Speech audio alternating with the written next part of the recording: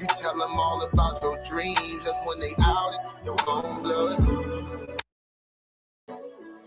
Yeah. Better days, I pray for better days. Working hard cause I want extra pay. Talk to them seeds, but you must demonstrate. Cause it's your ways that they gon' imitate. Non-violent. Sometimes I wish I would've went to college. Frown proudly.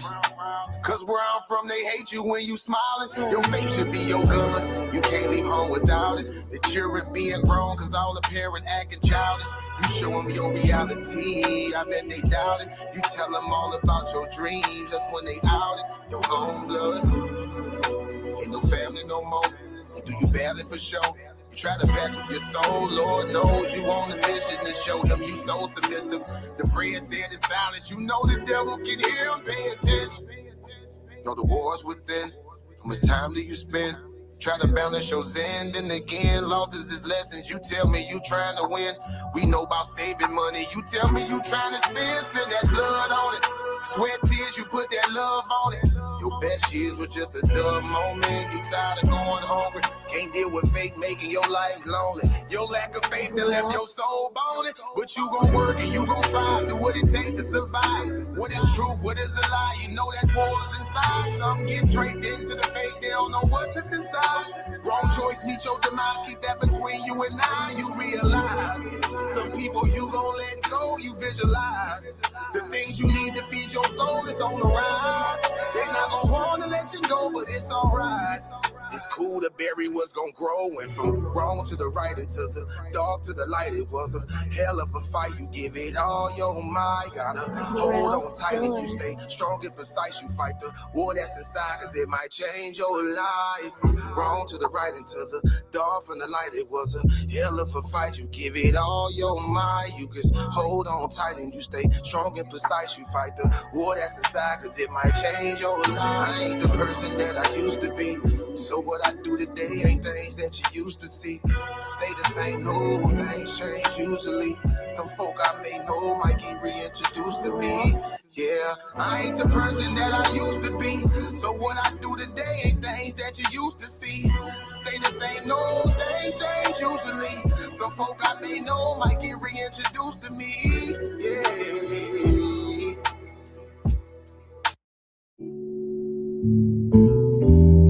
Yeah,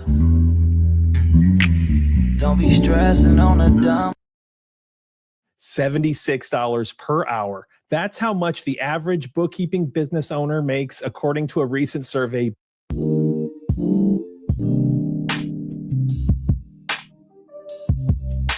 The mission of the Soul Tribe Social Family is to empower individuals to connect, inspire, and support each other on their journey towards personal growth, self-discovery, and a positive transformation within a nurturing online community.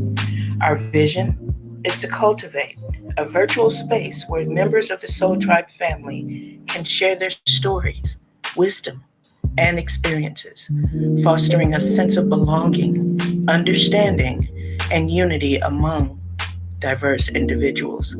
Our core values include authenticity, empathy, growth, and community. We aim to create a safe and inclusive environment for open dialogue and mutual respect, provide resources for personal and collective growth, celebrate diversity and individuality, and promote positivity, kindness, and mindfulness in all interactions within the community. Join us in shaping a supportive online family where your voice is heard, your journey is valued, and your spirit is uplifted. Welcome to the Soul Tribe, where connections are soulful and relationships are transformative.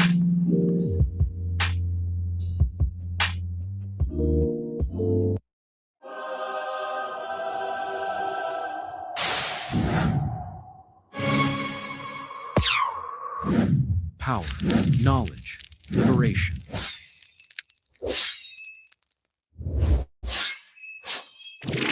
Welcome to the duel of concepts, the arena where minds clash and brilliance is born. This isn't just talk, it's the battlefield of thought. At the DOC, we sharpen minds with debates, ignite ideas with lectures, and drop jewels on history, science, spirituality, politics, and the Black state of mind. We build, we challenge, we elevate.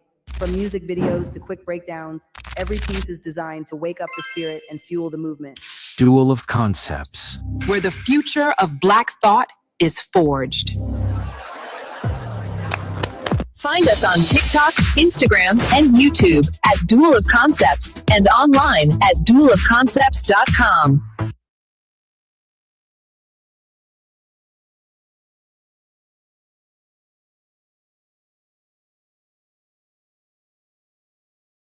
What up, what up, what up, what up, everybody? Y'all already know it's your boy Humble Mystic in the building, representing the Soul Tribe Duel of Concepts, and you already know Debate Coliseum, the Coliseum of Arguments, Titan Debate League. We here with it. Today, I have an amazing presentation lined up for the family. Trust and believe me, this is one that you're not going to want to miss because it asks some powerful questions, some very powerful questions. Hold on, let me get to it and go back to the beginning. All right. Peace. So, I just got back. My bad. You good, bro. I appreciate you. Got the boss man himself in the building, brother A1 in the building. How you feeling? But yes. This presentation, you already know, brother, I'm doing good. Mornings is hectic dealing with the kids, family man business. You know how it is.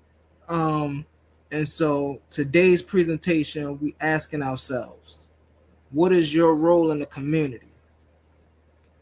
Welcome, family. So the other day, yesterday, I was doing some self-reflecting, right? And in the midst of me doing some self-reflecting, a question arose, what's your role in this community, right? What's your purpose? What are you here for? Why are you doing all this yipping and yapping, going back and forth? And, what's the purpose of all of this? And arrogantly, as I had to expound on myself, to add value. That's been my motto since the beginning of me doing all of this, since the beginning of my journey, to add value. Now, in hindsight, that seems simple. That seemed like a good answer. But then, another question arose. What does that actually look like for you? That question stumped me. And the reason that question stumped me is because I didn't have a clear, sorted out visual for what that looked like. And it's this self-reflection, family, that bring me that bring about this conversation that we're going to have today. What is a community? First, we must grasp the proper concept of a community. Family, before we talk roles, responsibility, or value, we got to slow down and really look at what we're trying to build. Community is just not a group of people standing in the same place.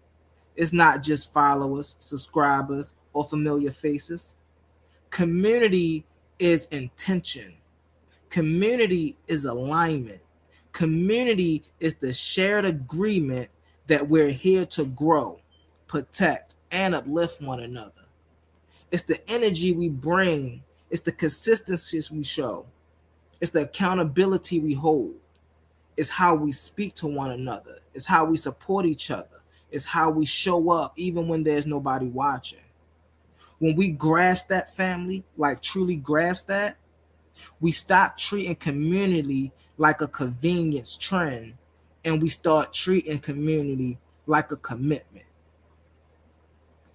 Self-reflection and the role of identification. Knowing yourself to serve your community. That's deep right there, y'all. That's why we all got to self-reflect, whether it be during the beginning of your day or at the end of your night, before you go to bed or, after you wake up. We always need a space to at least, if it's 5 minutes out the day, do a little bit of self-reflecting. This is why this is so important. Before you can really serve a community, especially an online one, you have to pause and self-reflect. Social media moves fast, and without reflection, we can end up reacting instead of building.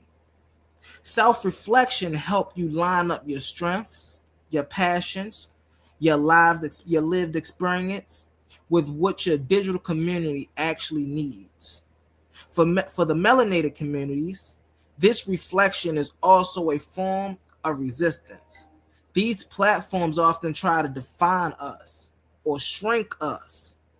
But when we reflect, when we reclaim our voice and choose how we want to show up, like James Baldwin said, I am what time, circumstances, history have made of me. But I am also much more than that. Much more matters online. See, we have to understand, right?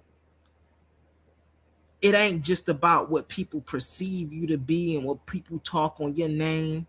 You gotta understand your own value. Nobody can understand your value if you don't understand your own value. And sometimes, and oftentimes, if you allow people will take your value for granted.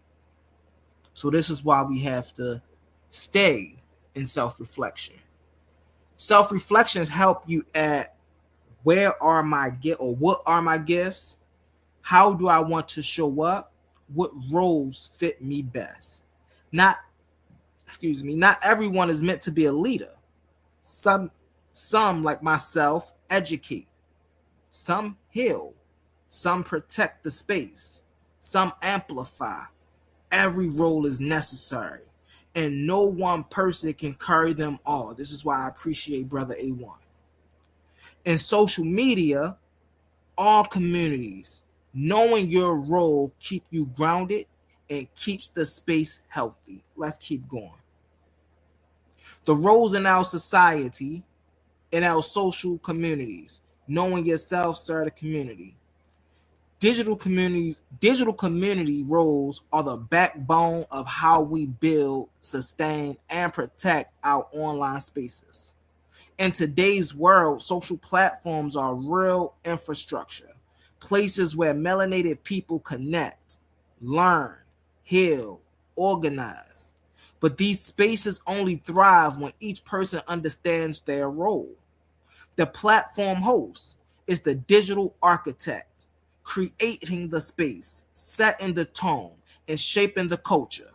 The panelists, like myself and others, we bring the depth, the lived experience, the perspective, pushing the conversation beyond the surface level it takes. The mediator protects the environment, maintains the structure, enforces guidelines, and keeping the space safe from chaos, harassment, and misinformation. The admin are very important. They work behind the scene, managing permissions, secretary, and technical stability, so the community can function smoothly. And the supporter, that's everyone that's watching. That's everyone that send donations. That's everyone that send a comment. The likes, the comments, the shares, the engagement. This is the heartbeat of the whole ecosystem. It amplifies the message and keep the community alive. Each role matters. Each roles carry weight. And in the melanated digital space, these roles become even more powerful because they help us reclaim the narrative, build representation, and create environment where our voices are seen, heard, and valued. Let's get into it, y'all. Bringing community work into physical space. Digital work is powerful, but community becomes real when it touches the ground. Me and Brother A1 talked a little bit about this. When it moves from screens to the streets and from the comments to conversations, in physical spaces. The same roles show up in new ways. The leader creates the space, organizing people and shaping the vision. The educator gathers knowledge and bring it back to the community, turning information into empowerment. The healer protects our physical, emotional, and spiritual well-being, whether through professional care or simple compassion. The security maintains order and safety, so everyone feels protected enough to participate, and the citizens is the glue, the one who shows up, support, and give the work meaning. Without citizens, no community can stand. We have to remember that. So without the viewers, without the supporters, no online community can stand. Just like in physical, without the citizens, no community can stand. Let's get into it, y'all. Why this matters for the melanated people. This message is really for everyone, but it speaks directly to my melanated people, the ones that look like me, the ones that experience what I experience, the ones that share my sentiment and my values. To communities that have been told for generations what we cannot do, we have to remind ourselves and each other of truth. We are builders. We are organizers. We are innovators. We come from people who create community under impossible conditions. We gotta stop letting people tell us what we can't do. We gotta start using that for motivation. That's why, man, Mamba mentality. Tell me I can't do it so I can show you I can. Leaders like Ella Baker, who organized behind the scene, showed us that real power lives in collective effort, that every role matters, not just the one holding the microphone. And Dr. Martin Luther King Jr. reminded us that service isn't about status. It's about willingness, commitment, and heart. Let's get into it, y'all. So something I had to add this in here because I was also thinking about last night that, this is Black History Month. And, I've been going around to some panels. I've been going around to some platforms. And I ain't see a Black History bill yet. I ain't see nobody coming out talking about what our melanated leaders has done for us and how we honor them yet. So, what, we forgot the blueprint? During Black History Month, we honor the architects of our collective survival. Those who built schools when we were denied education, who built churches when we were denied sanctuary, who built families when we were denied humanities. Our ancestors understood roles intuitively. Some were leaders, some were healers, some were protectors, some were educators. All were citizens of our community that refused to die. We continue their work. Every time we choose to build instead of destroy. My bad, y'all. Every time we choose every time we choose to build instead of destroy, to uplift instead of divide, to organize instead of wait. Let me read that again for the people in the back who didn't quite catch that. We continue their work every time we choose to build instead of destroy, uplift instead of divide, to organize instead of wait. We do that. And whatever side of the coin you stand on, you have to look in the mirror and ask yourself that question. Let's get into it. Give me 1 second. I'm on the panel. I apologize, y'all. Conclusion. This comes to the end of my presentation, y'all. I appreciate y'all for rocking with me. This is the conclusion. Your role is your power. If nothing out of this presentation brought you value, family, please remember this. Your role is your power. Community is not a spectator sport.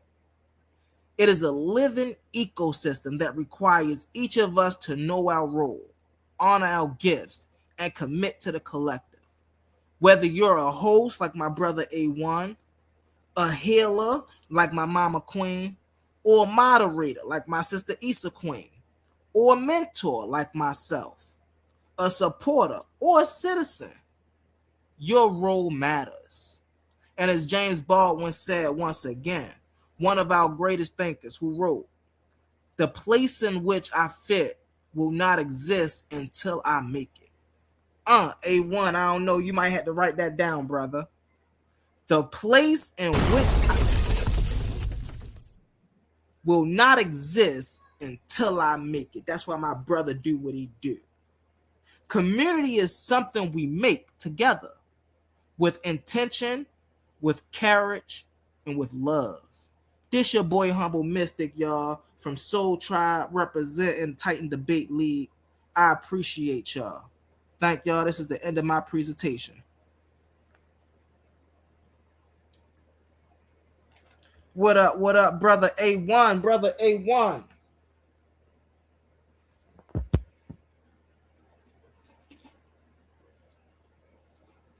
Oh, where my light at, y'all? Hold on, y'all. I'm just taking a little break. Man, talk and get your mouth dry, y'all. Talk and make your mouth dry. What's up, y'all? What's up, y'all? Let me look in the comments.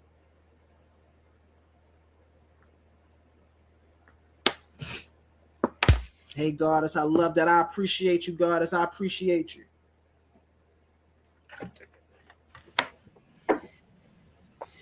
Okay, can you hear me? Oh, can you hear me? Yeah. Yes, sir. Okay, sorry about that. My computer freezing. I'm exporting these graphics. Hey man, why? Why energy messing with us like that? Why am I? That's why I showed up like that, man. I was over here. I was trying to finish my presentation, but it kept glitching on and off. I was like, yo, they know I got a presentation to do, and you want to mess with me like this? Yeah, I'm over here exporting this background.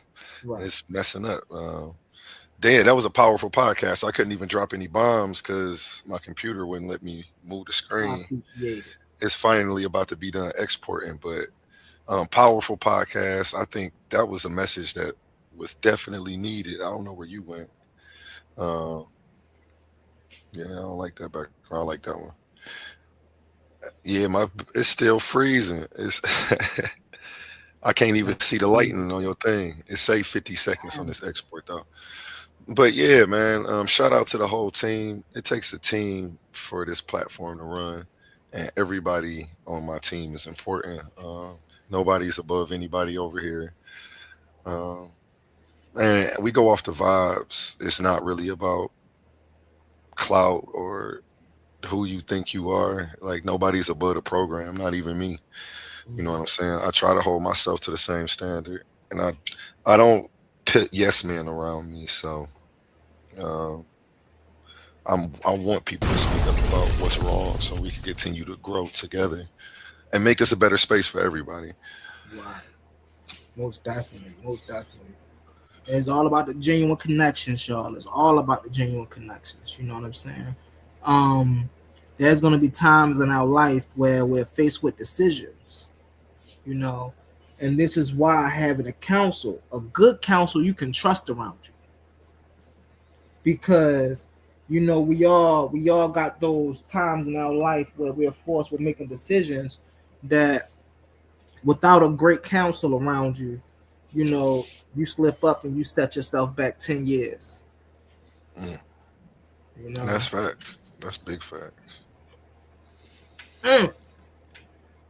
I've been actually seeking counsel more because one thing about me is, like, I'll try to figure it all out on my own when I do have people who have experience and can help guide me. And a lot of people do have that, and it's about us recognizing who those people are, us dropping our pride and being able to utilize that and ask for help. You know what I'm saying? It don't make you weak to ask for help. I don't really think anybody got there on their own. I don't know nobody who did. Me neither. Not even the most successful people didn't get on their own. Yeah, and then if you got there by yourself, would you really want it? Because who you gonna share it with? So, right there. I was meaning to ask you too earlier, brother.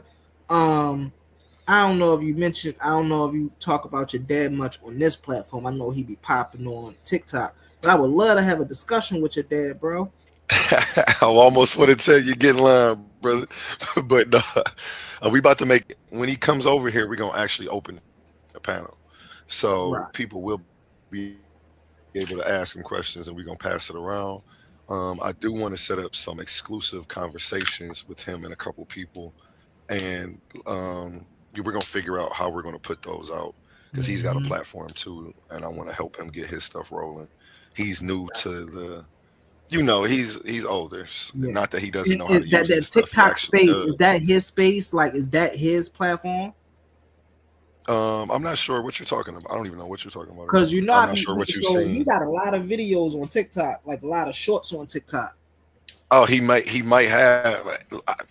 working. I don't know much about what he's doing on there. I know he's on there because he's always sending me stuff to look at of other people.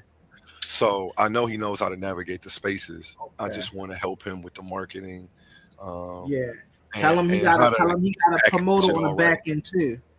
Yeah, we about to get him right, man, because he's definitely adding value. He's bringing what we need. It's a lot of tearing people down and stuff that goes on in these spaces. So I wanted to make sure that to have my eye in balance, that we also bring some healing. So, and luckily that's right up his alley. Like that's what he does. So he enjoys having the opportunity to come to a space where he's needed. And yeah, you see some of the people on here. He's definitely needed.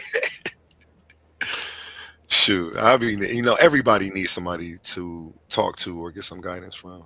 And sometimes you may not have an elder or family members who you can go to and trust that they won't be telling your business. So, seeking and paying for help, doesn't make you any less of a person. We got to put our pride and our ego to the side. It's an investment in yourself. It's an investment in your mental health. Nobody benefits from it but you. There you go. And that's another part of self-reflecting, brother. Like when you actually sit back and you think about the life that you're living, despite everything that goes on. I'm about to open the panel. Go ahead. That's all fine. Okay. Sorry about that. At the end of the day, it's all about you. You see what I'm saying? What's up, brother Indigenous? It's all about you at the end of the day. And so when people be thinking, like me and my wife be sitting, we be having conversations like that as well. We be really reminding each other, like we be kicking advice back and forth to each other. Like I tell her something a month, and then she'll come back and kick the same thing back to me, like, yeah, you remember da. And it all goes back to self-reflection. It all goes back to what type of person are you? What are you willing to stand for? What how are you bringing value? Do you want to bring value? It's all up to you at the end of the day.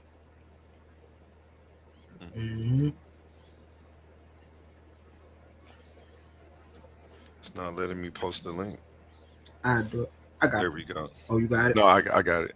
It let me post it from your page, but it said that I guess I've been posting open panel too many times. It said it rejected it because this is fairly common when sharing this link. You may need to share the link another way. That's crazy, bro. They don't never like people being great, man. They don't never like people being great. It's AI trying to make sure I'm not a bot, probably. That link is out there. Come on up here, y'all. Come on up, y'all. Anybody can pull up, though. The panel is open. Anybody want to comment on anything they just saw? Have any questions? Want to expound? You're more than welcome. Shout out Roy Chess in the building. Amazing presentation yesterday. One of the best I've had on this platform. I was amazed, and he probably is. He doesn't. Roy, you probably don't know how dope you are. You probably are over there like, I wonder if they liked it. Roy came with some fire yesterday. He did. Class, Logic 101. I hope we can make that a regular thing. Yeah, we're about to try to get that going over here because what he did was needed. I've taken a class on that stuff, and all he did was take us through class. There wasn't too much to argue with. Right. And I just want to point out, if you are a debater, if you have a team, if you're a debater, if you get in this ring on a daily, a lot of what Roy Chess presented, you should most definitely put in your folder for the back end. You know what I'm saying? Because that's a lot of, it's not anyone says a lot, but that's really the fundamental of what we do up here on these panels when we be going back and forth and we be getting in with the information, right? We're talking about not fallacy, we're talking about premises, statements, sentences, things of that nature, things that we have to back up and verify and that we get from other people. See,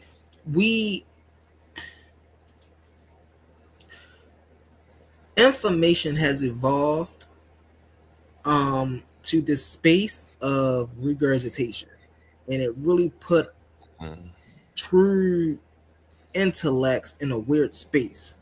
And the reason is because a lot of people who like this information, right? Not practitioners, they just like the information. I resonate with this, right? A lot of those people are not doing the due diligence and they're just regurgitating what they hear. So when they're regurgitating and you just letting them speak, it sounds like they know what they're talking about until they get into a conversation. Now, that's where they're going to need the logic 101. You know, what's a premise? You know what I'm saying? How is a premise different from a statement? Because if a person is just regurgitating the words they've heard another person say, right, they're not going to know how to deconstruct or even explain their own premise when it gets challenged. So this is a important reason on why Roy Chess presentation was so important. Mm-hmm. We got Emmanuel. Yep, definitely gave. Okay. Go ahead. No, I was gonna say, Roy Chess definitely gave these debaters some tools for their toolbox, man. If you missed it, go back and check that out. And be expecting a part 2 coming soon. I don't know when he's gonna be available, but yeah, we need that at least twice a month, Roy Chess. So yeah, I'd appreciate it. Mm-hmm. Go ahead. Oh yeah, we got Emmanuel Halawaya. I don't have a voiceover for this. I kind of lost my voice over the last couple of days. I'm gonna get back to these commercials here shortly, but the Flyers and the Bills are going down. We have a preliminary today against Emmanuel Halawaya and Lord Banu. That's scheduled for 8 o'clock tonight. You might see us at 8:30. We might be running on CP time. I'm trying to squeeze a lot in. And today, before this, actually, we have one at 6 o'clock. Let me bring that one up too. So we have 2 face-offs today, and probably going to do an open panel later. But it's going down, man. We got a lot of debates coming through on the channel. A lot of information going around, going back and forth. I'm excited, man. This is what this is all about, man. Mm-hmm. Yes.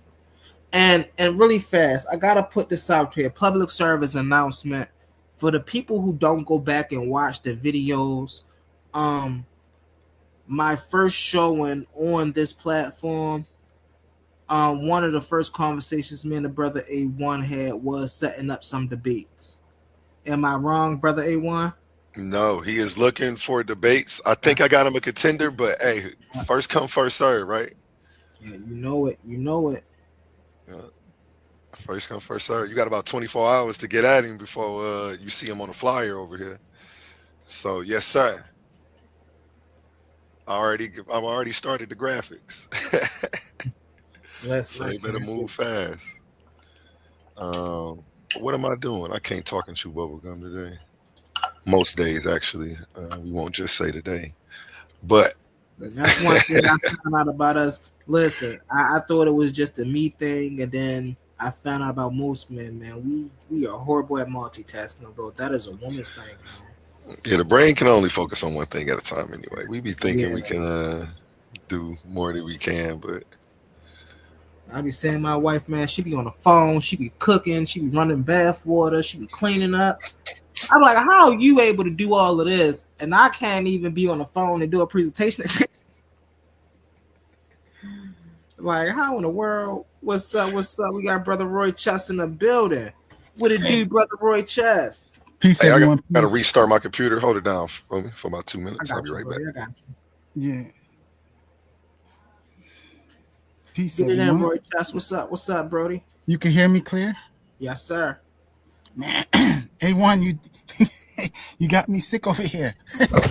You was talking about his voice, and my voice. It's not that I'm losing my voice, but I have like a chest cold now. For some reason, I had it like yesterday. I started feeling it, and now I'm like coughing all the time. Oh, it's like, wow. Yeah, lemon Hopefully water. I don't lose my lemon voice. water Hopefully my help. voice stays. Yeah, lemon water. Get you some lemon water. If you got some lemons in your refrigerator, you know, pop that in some water, shake that up, or you know, you got you some people keep lemon juice.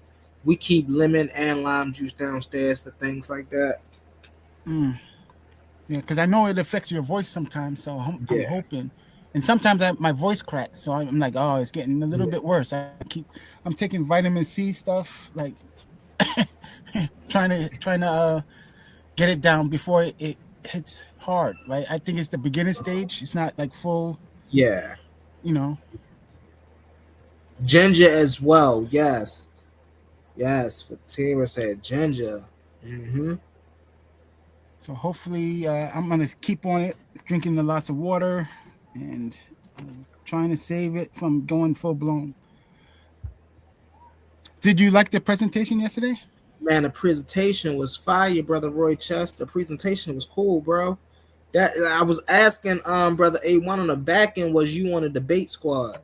I was like, yo, if he on a debate squad, they gonna be nice because he literally know the problem. Like, man, listen. No, technically, I'm not on a debate squad, but I know about debate, right? I've studied rhetoric. I've studied philosophy. So those two things I was going back and forth with. So I know how to. I have experience with debate. Yes, so I know that. That's how I know how the tactics work, right? Yeah.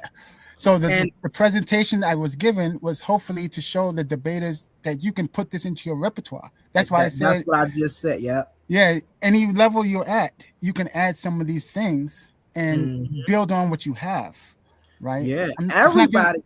That's the thing about what you were speaking on was the first thing I learned debate in high school, right? How to frame your premise.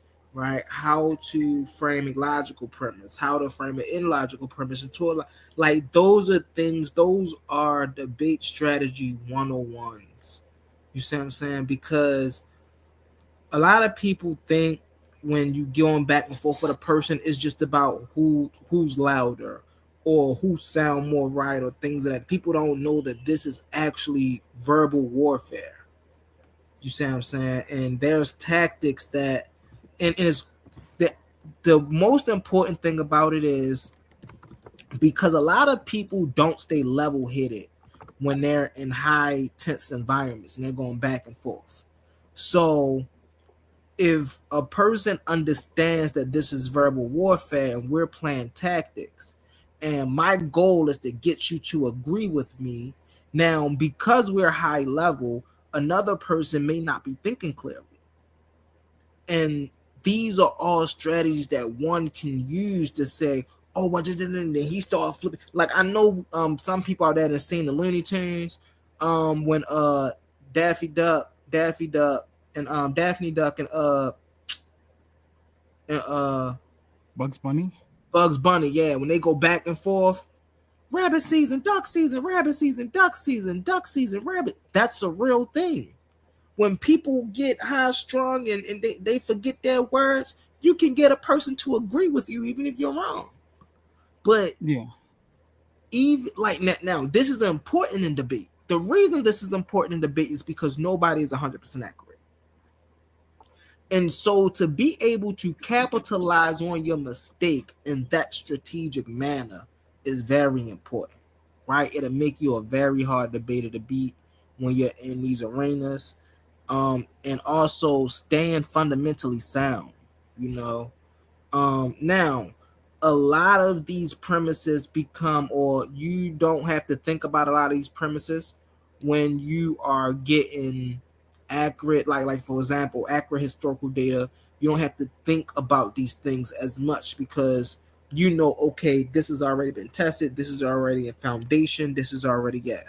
But when you're coming from, as Brother Roy Chess was saying, the philosophical premises, the religious premises, these are techniques where you're going to have to learn because there's going to be situations either you're going to have to wiggle yourself out of, or you can pin your opponent down. You see what I'm saying? I Shan Humble fam. Hey, most definitely, that's still my brother, bro. I'm not familiar with what you teach, no, you know. Just gonna say I Shan Humble fam. Yeah, man. That's my brother, man. Uh, I'ma just leave it at that. That's still Brody. You know what I'm saying? It is what it is. So, were you aware of some of the things, or not aware of many of those things? Oh yeah. Like I said, I was that was introduction to debate for me. It's a devices will not connect. Hold on 1 second, brother. Let me. Hey, I'm a I don't know what I'm gonna do. I can't do nothing. It's a this will need to connect their mic before you can add them up. Okay, bang. There you go.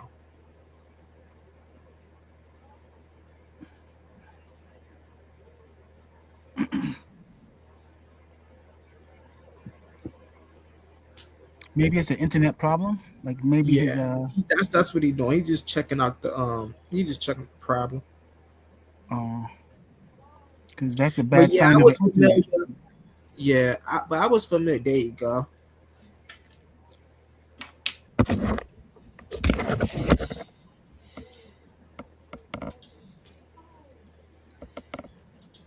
That ain't got nothing to do with me, Brody. That ain't got nothing to do with me.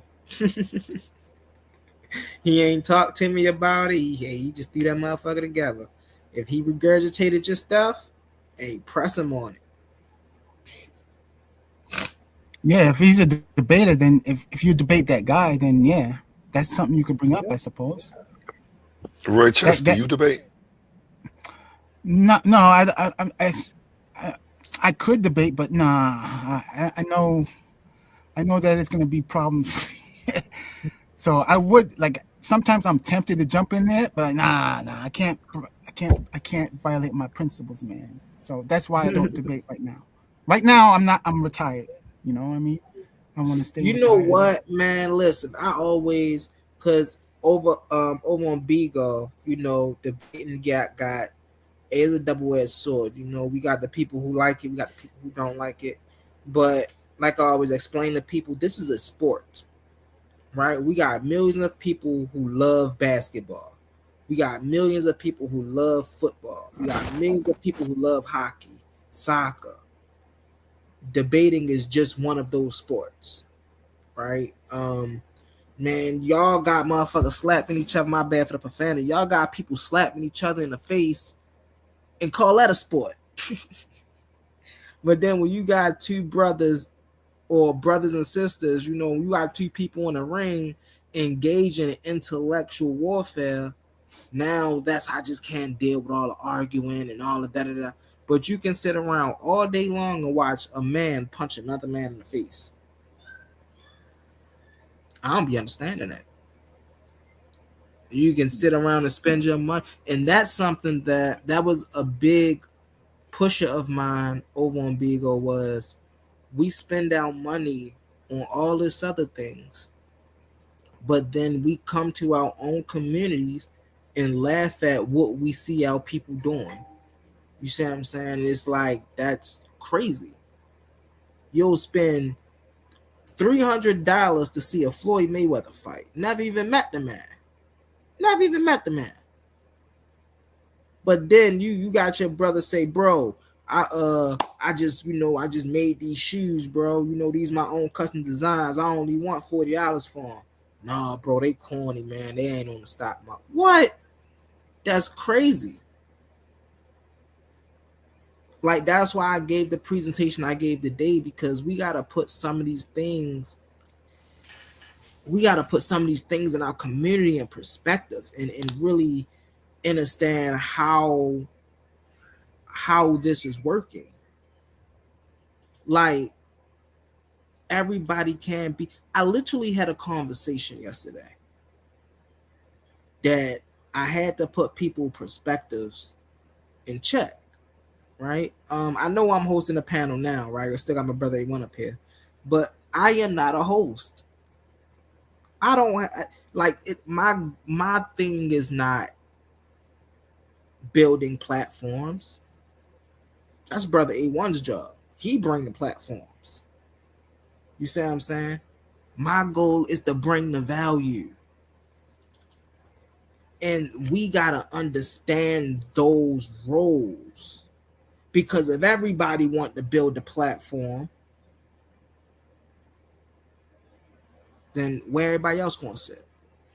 That's why when people get admin, I used to have this issue with people wanting to be admin. I used to be the only person on Beagle who wanted to be admin. Loved the job being admin. And the reason I like the job being admin, because I love to hear information. I want, man, you say you kicking some information. He say he kicking some information. She say she kicking some information. I want to hear the information y'all kick. I don't want people keep talking over people.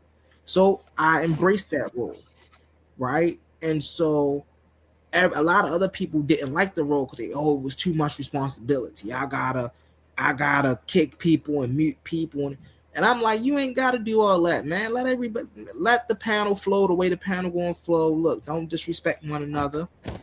If it get to a point where you gotta kick a person, or a person being belligerent or something like that, be fair with people. That's what I've learned. And me and brother A1 was just talking about this a little earlier. That's something I've learned over the years is individuals really have a hard time with being unbiased or impartial with things. They don't know how to separate their job or their responsibilities from the pleasure of the thing. And again, that goes back to self-reflection. We got to self-reflect on those things.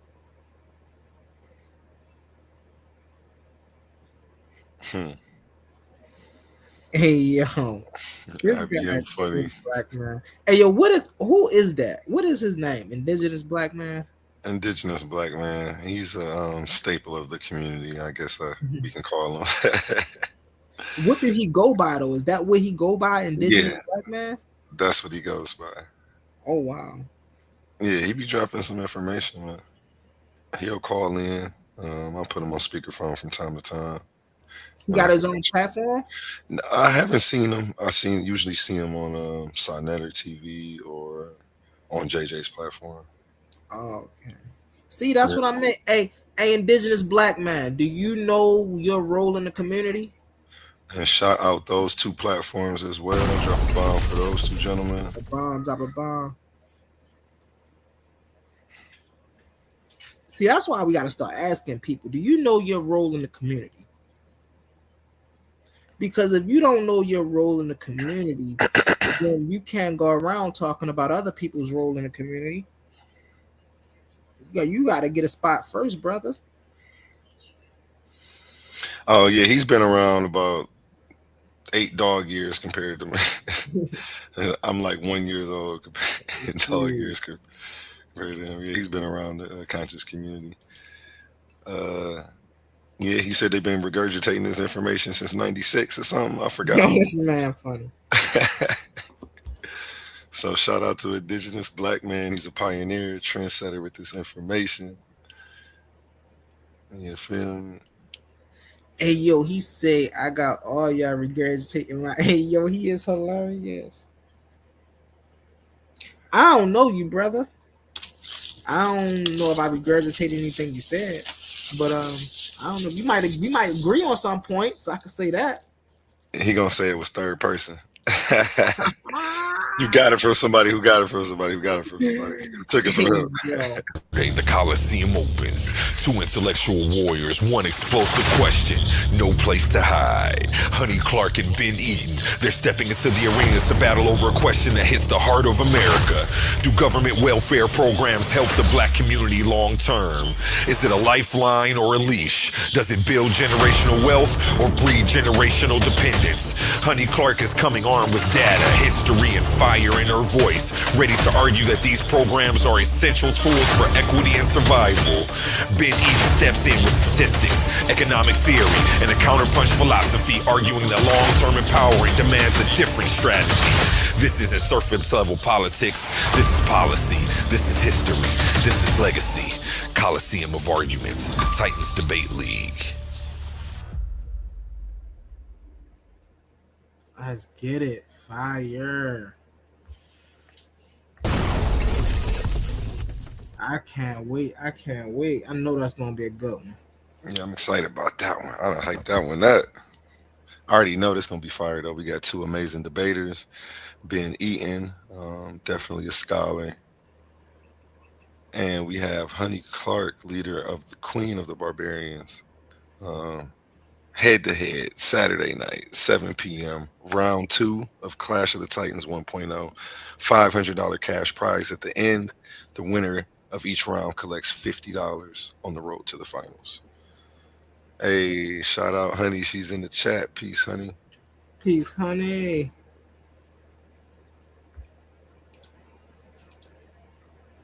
You coming with that fire, Honey? You coming with that fire? Pull up, Honey, and promote real quick. Tell him what you about to do to Ben Eaton when you see him on Saturday at 7. Let me drop that link again.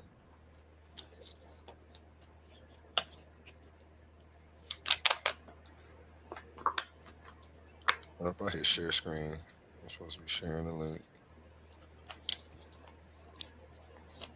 Hey, that was a powerful presentation about community, man. I was wondering where you was about to go with it.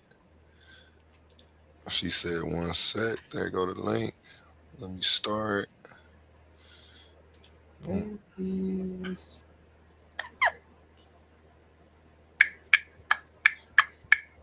Yeah, I put my foot into these graphics, man. Man, these graphics are bro. Listen, when I say, man, what we got? Mark Zuckerberg of the graphics, man. I can't give you Elon Musk. I gave my boy Elon Musk. Gave my boy Rep Elon Musk. So I gotta give you Mark Zuckerberg of the graphics. Good looking.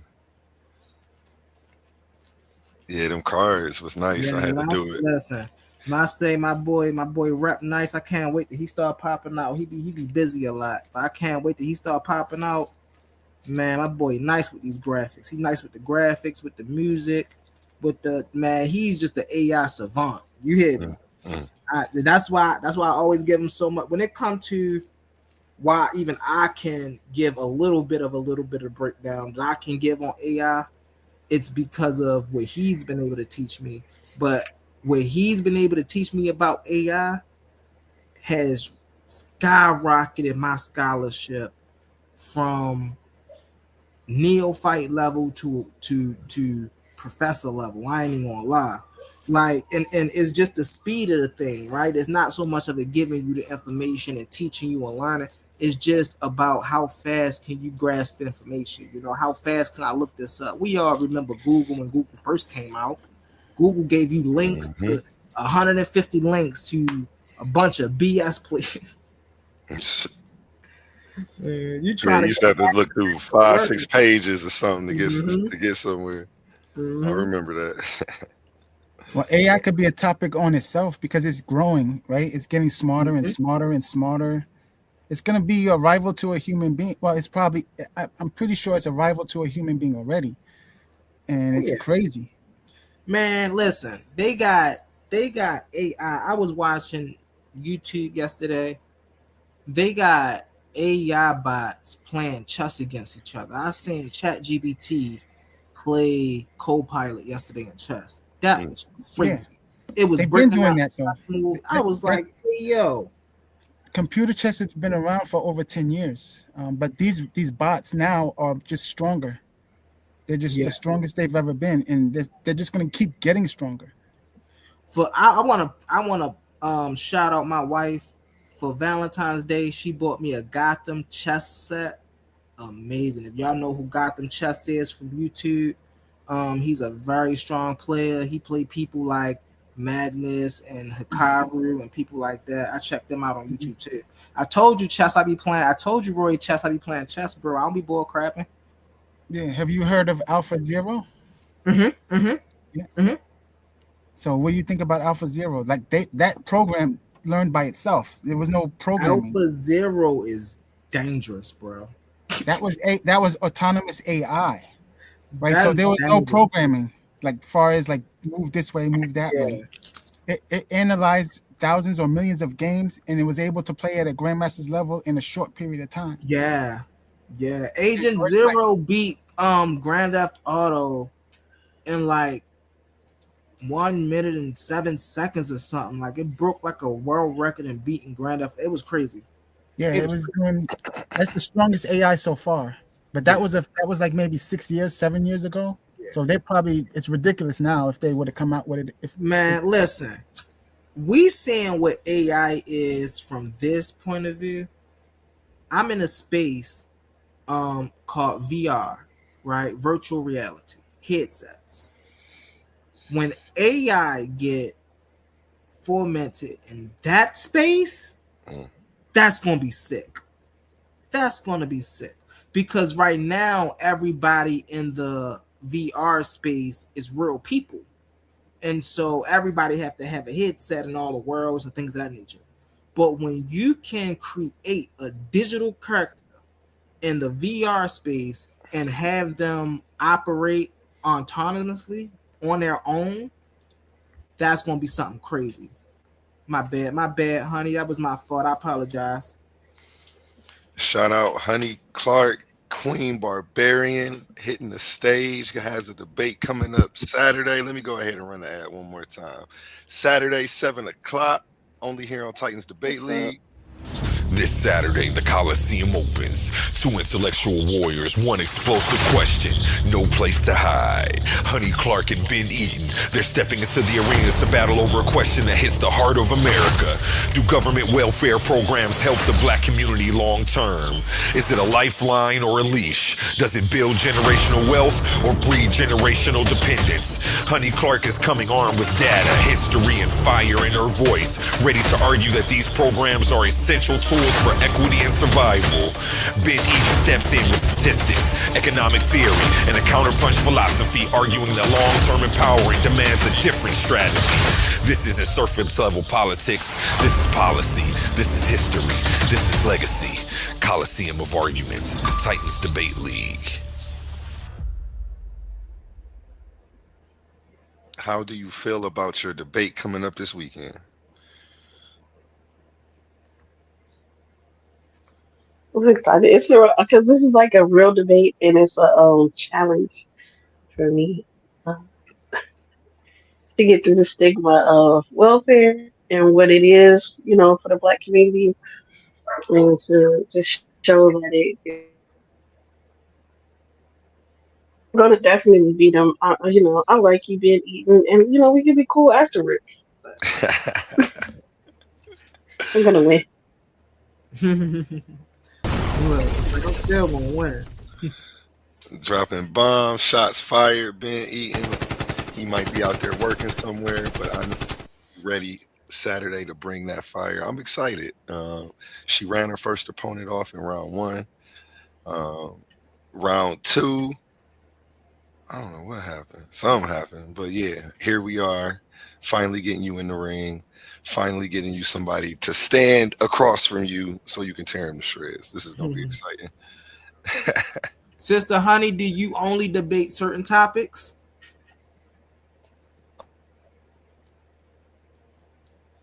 My headphones just decided to. Oh, hello, can you hear me? Yes, we can hear you now. Okay, I hear you. So what did you say? Do I only debate certain topics? Yes. No. I'll debate. Because I feel like I can debate any side. I feel like I'm just a good debater. Right. So I wanted to. This one kind of I did agree with it, but it also I know that it was just a challenging one. But yeah, I haven't had a Bible debate yet. I want to do that because I'm not a Bible believer, but I know the Bible, so I haven't had one of those. I mean, okay. Coming up soon. I'm gonna be looking to set you up with one. I do got a I've been strong. watching y'all's I've been watching y'all's open panels and stuff. I haven't gotten on them because y'all be going at it. It'd be hot up here. Mm-hmm. Yeah, we've been bringing that fire, man. Humble Mystic, bringing them out, man. They want to come challenge that information. For sure, you see Homo Mystic open panel, you know it's gonna be You know it. a lot of fiery people up there. You be like, "Ooh, they going in. And it'd be all about information, so that'd be the fun part. But Yeah, gotta be about something you're gonna come away with something. Mm-hmm. That's what we do it for. Like literally, like that's it's crazy that I'm now giving information to the people in the comments when I used to be the people in the comments. Right, that's a cool change though. Yeah, we But all also leveled up this year, like baby.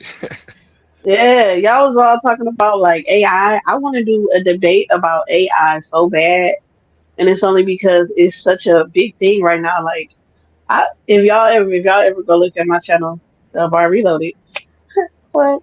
No, I'm saying, but if you go look there, I did something against somebody who he had a debate. He used AI for his whole thing, for the slides, for the information, for everything. He didn't check anything. He ended up winning the debate.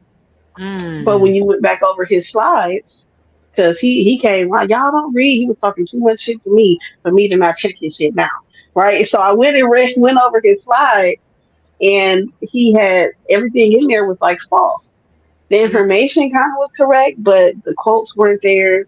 The stuff that he was saying the book said weren't there. And it was because AI does they will, if you're just prompting it to give you so much, give me a book that says this, give me that, it will just make it up for you, and it makes it sound good. Right. And so if you don't check your stuff and you don't do that, then you'll end up doing like he did. He did like 3 presentations. I ended up dogging all of them. Like, going now, he doesn't do it. Now that same person, he doesn't go and just trust ChatGPT. He does do his research. He does check them out because you put so much faith in it. Yeah, you can have somebody like me come tear your shit apart. You know what I'm saying? Let me get the book. I went and got the books. You know what I'm saying? We gonna look it up and see if it's there. It's not there. We look it up here. We did it live. You know what I'm saying? I'm looking at the book. So it's like, AI debates. I want to debate about the ethics of it, of using it. I want to debate about, like, if you did use AI to help you with stuff, like, who gets the copyrights on that? Who really created this? Like, who's, you know what I'm saying? Like, it's a lot of ethical stuff going on where people are putting so much stake in AI, and that's cold. And it's like, where do we draw this line at? Why is nobody trying to draw this line? These deep fakes that's going on, you don't know what's real and what's not no more. Like, what's like? Come on now, something got to happen quickly. That's facts. And I was like the piggyback, right? Because we all know information is used as a double-sided sword, right? People use information for good, people use information for bad. I've often said that AI is going to expose the pseudoism in the scholastic community. This Saturday, the college. Sorry, no.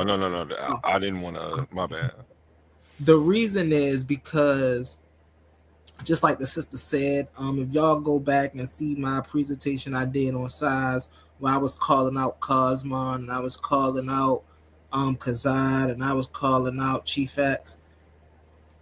When I was attacking these brothers' scholarship, that's what I was talking about. You just don't get to call yourself a scholar and come up here and present AI overviews. Like, no, that's not a source. You don't get to come up here and show us Google imagery. That's not a source. So it's like we gotta really get down to the nitty gritty and understand what primary sources are, secondary sources, you know what I'm saying, handed down sources, oral tradition. We got to know what these things is, because a person to take an oral tradition and say that's a source, that ain't no source. How is it a source and ain't nowhere? So we got to, like, just like the sister Honey did, we got to start exposing these things.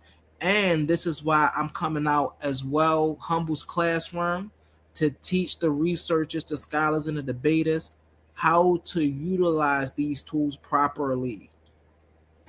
If Can we're I going chime to in? utilize these tools, I'm gonna land my plane, Roy Chess. I got you. If we're going to utilize these tools, we have to learn how to utilize these tools properly. We you know, AI is like back then with Google, right? Everybody use Google, right? Everybody's going to use AI, but you have to use it just like Sister was saying about the ethics. You have to use it in at least an honest manner, because when you don't use it in an honest manner, there's people like myself and Sister Honey who've learned that AI can correct itself. So when you show me something false on AI, I ain't gonna do nothing but screen share it or screenshot it and then pop it into AI and say, is this correct? And AI will correct it. Go ahead, Brother Roy Chess. I landed my plane. Okay, cool. I just wanted to mention two things. One, it's been going around for a long time in other circles, not just debate leagues, in academia, and like even elementary school, high schools, they're using AI to do their homework, so they don't have to do the assignment, right? So, and people will be getting busted because the teachers know that when the student is using AI, there's software to detect it, number one, and then the instructors know that the information is not in AI. So I bring that up because there is gatekeeping, right?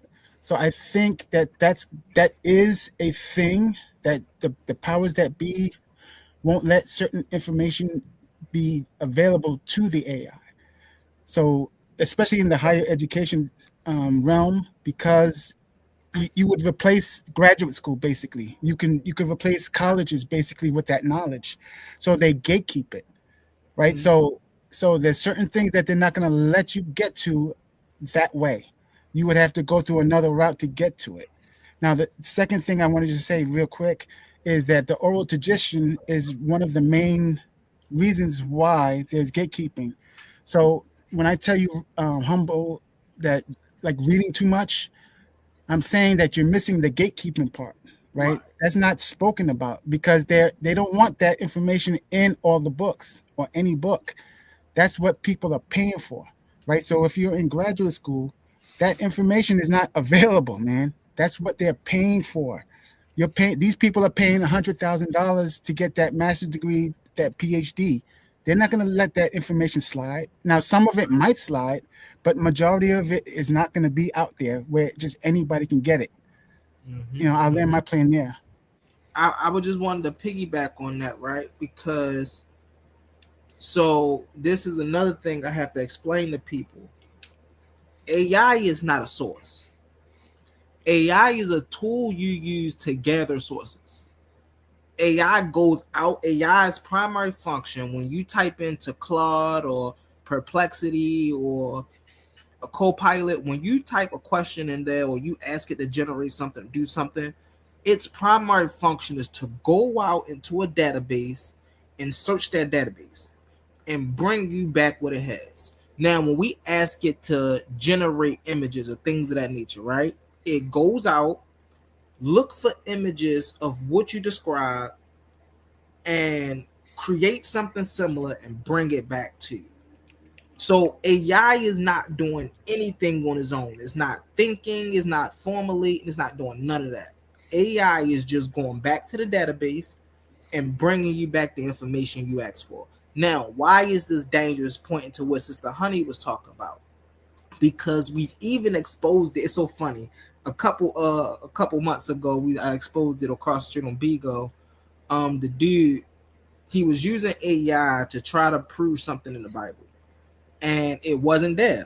AI just kept saying like, no, like this is not it. Kept disagreeing with him, but he prompt engineered it to agree with him, and it responded in a manner that we could catch it. Oh, I didn't know that you was talking in this sense. If I knew you was talking in this sense, then I'd have presented this kind of information. Blah, blah, blah, blah, blah, blah, blah. So I stopped him on the spot. Hold on, brother. What did you tell AI for it to tell you that? I ain't telling nothing. No, you had to tell it something for it to change up what it was saying earlier. Because it's now like when you learn how to use AI accurately, a whole lot of flim flam that people be pulling up with AI and the AI overviews, all of that get discredited. All of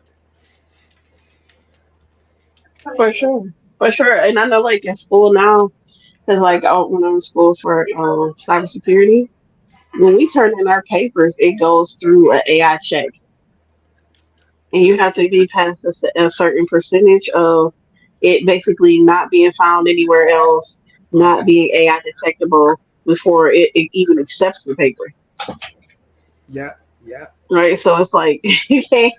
It's like dang, people just. But I see now it is easy to just put in a prompt and have it write your whole thesis for you if you wanted to. Mm-hmm. You know what I'm saying? But I'm just saying, go ahead and check behind that. And it's like I don't feel like it should be there. I don't feel like I'm debating somebody. I should be debating AI, or I should be, But I think it is a good tool. You know what I'm saying? Because you could be, hey, well, what's the strength in the other side of this argument? You know what I'm saying? You might be able to do that, and then you get prepared for that, rather than just think that it can give you all your answers, because it can't. That's why our cognitive abilities are going down now.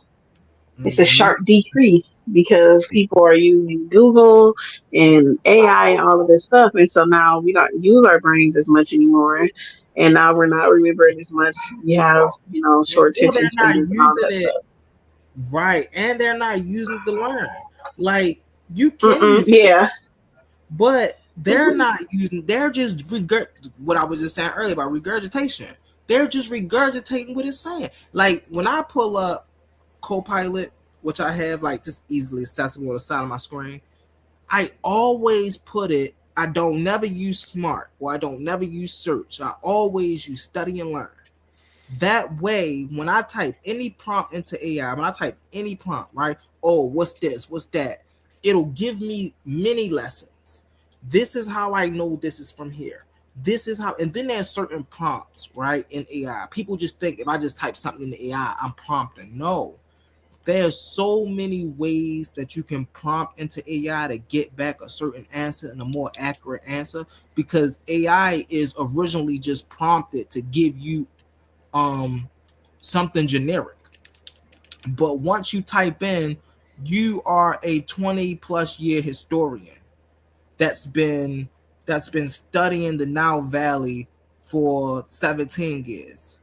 Can you explain and break down bop bop bop to me from an academic point of view? It will do that.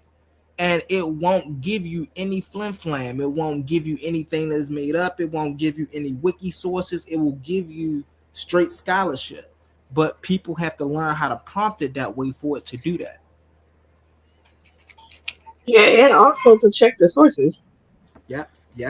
Like I want the source, so I can go to the source and see what it says. Exactly. So also, you just brought up, although you didn't mention it, Humble, that if they're just reading the AI, they're doing what I complain about all the time, which is just reading, right? They're not thinking about the material. They're not checking the material. They're not checking for its accuracy. They're just reading and then just going with it. And that's one of the problems. So it's not just about reading. It's about understanding what you're reading and being able to put it in your own words that shows you understand what you're reading. That's facts. That's a lot of the hoteps unfortunately have that bad reputation of just saying I've read 10 books and these are the 10 books, but you're not understanding what you're reading. You can't reason. They're not reasoning about what they're reading. They're just regurgitating. Yep. So the whole point of that presentation I did yesterday was to stop people or reduce it, that you're supposed to reason about what you're reading, not just read. Yeah. Well, that's facts. That's facts. You gotta at least know. I say this oftentimes too. You gotta at least know what you're talking about before you talk about it. If you don't know a little bit about what you're talking about before you talk about it, then you just a fish out of water at that point. And this is why people should go back and watch that Roy Chess Logic 101 debate class. Yes. Hey, I told you it was a good Because show, Roy Chess. that, yeah, it laid out a lot of the issues that I see that people have with their doctrines, with people, when they come and they make just erroneous claims. And it's like you're trying to get the logic like behind it. Even if I don't agree with you, can I Mhm. understand how you got this, how you got here? And when you can't give me that, then I know that you're full of shit. Like, so Right. I'm like, I need to know, like, I need this. Like, you know what I'm saying? How did you build this case? Like, what was your methodology? What was anything that went into this? Mhm. And a lot of people don't have that. So it was like the way he was laying it out for people, like, people should just actually watch that and like take notes. Mhm. And Mhm. also, I want to just point out that one of the mistakes that we make, and I've been guilty of it too, that you're supposed to write arguments out, right? Like that's what you're supposed to formally do, because when we're just talking words, you can't track my words sometimes because I'm saying so many sentences, it's hard to keep track when if I'm speaking for 10, 20 minutes at a time, right? But if you lay out your argument and we can see the structure of it, that's what the deductive reasoning allows you to do, and it gives you accountability because when we're just talking amongst ourselves, I could tell you something and then 5 seconds later I didn't say that, and that happens all the time, right? Like this guy will say something and you say, well, you just said this, and the guy denies that he said it, right? Have you ever experienced that? Has nobody's ever Yes, experienced? even in recorded shows. Yeah, that's what I'm talking about. So when you Yes, write it and we're like, down, it's recorded, so what? yeah, No, so I never said it. Okay. yeah, exactly. That right there. So when I write it down, I can't use that excuse, right? That eliminates that possibility. Yes.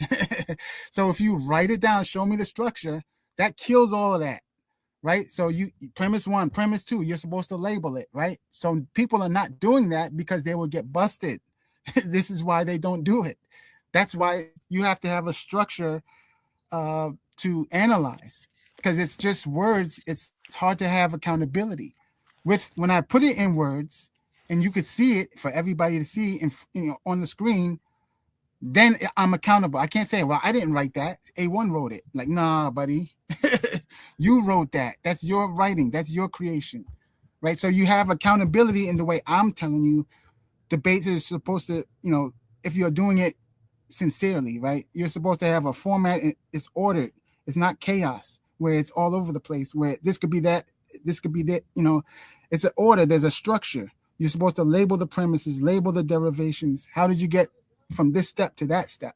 And that's how, honey, you said you lost the debate because the other guy just presented better. That's why that happens. It's Oh not no, that I didn't lose it. I've never lost the debate. oh, Oh, okay. she Well, did. some people do. She Some lost people the have. debate though, and yeah, No, he did, and some it people was like it was that he presented it better, and but the like he was lying on the on the author. right, but And it's I'm been like, what many the heck? cases, where the person who wins the debate doesn't have the right information, that the other person has the correct information and they still lose, right? So why does that happen? Is Yeah, because because of they these weren't as convincing. well, it's because of these underhanded tactics, and people are not calling them out. And when you write an argument formally, you can get called out. And there's specific rules that I gave yesterday that if you don't do those rules, you're coming off as a shyster because you're not following the rules, so you don't get caught.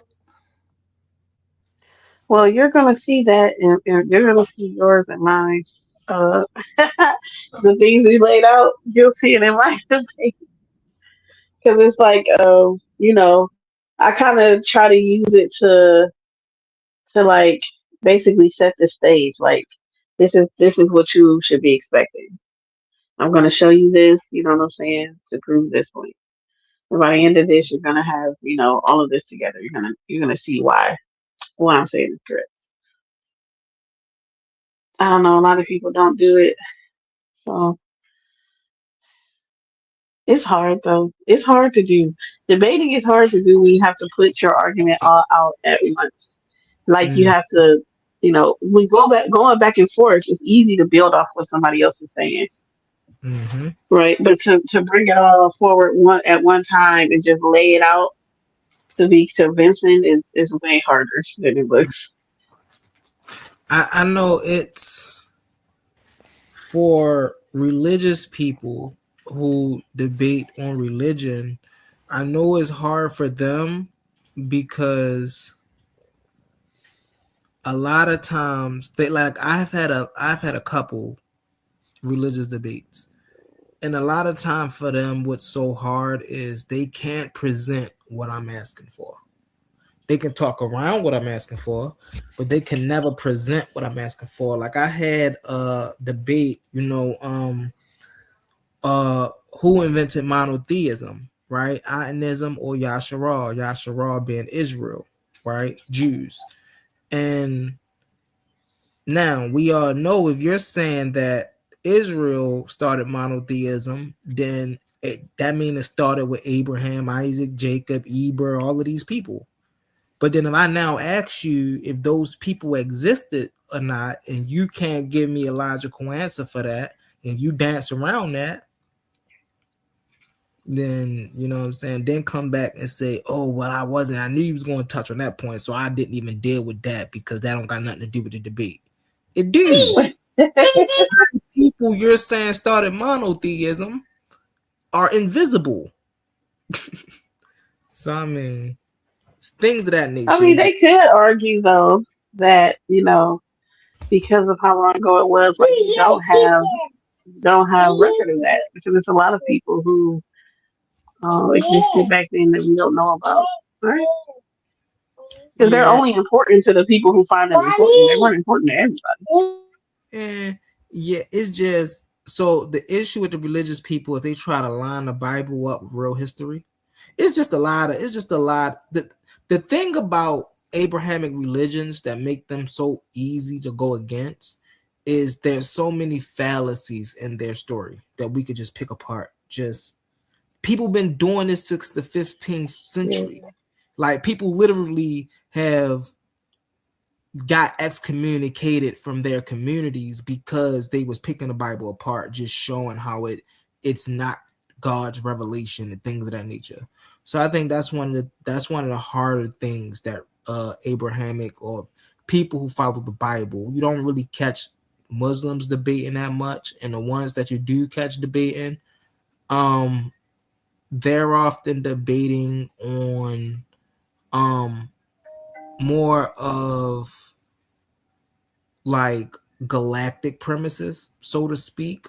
So they'll okay, well, is there one God or many gods? You see what I'm saying? Or is Allah just God? So they speak on stuff like that. You wouldn't really catch them speaking on a lot of topics that Christians and Israelites speak on. Yeah, because I don't think that they try to put it in history. Like you said, once you say that it's a belief, I can take my hands up off of you, right? Because you just believe it. When you start trying to put it in history and start changing history and pseudo history and stuff, then I'm going to have to say something. Now, that's why my first presentation, my second presentation on here was so important, because people push belief as if belief is truth. They don't understand that belief is subjective. You see what I'm saying? So people will make the argument, well, Jesus existed. Well, how do we know he existed? Well, because I believed it. So you believing in Jesus don't mean he existed? Yes, it do. Yes, it do. No, it don't. Like, so that's the thing. Like, people, and it's not taken away from experience either. Like some people want to validate what they believe are religious experiences, right?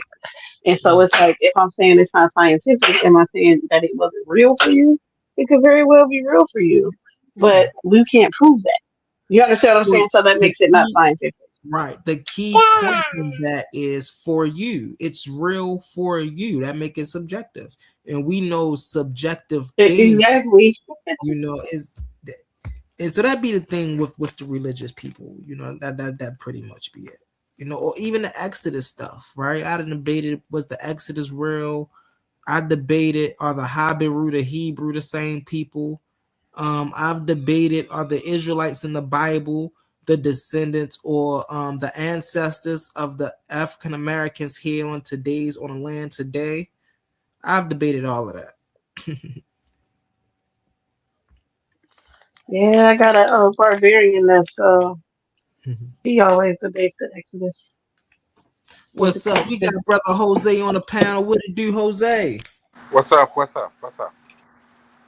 Number one, belief is not to be validated. That's why people have beliefs.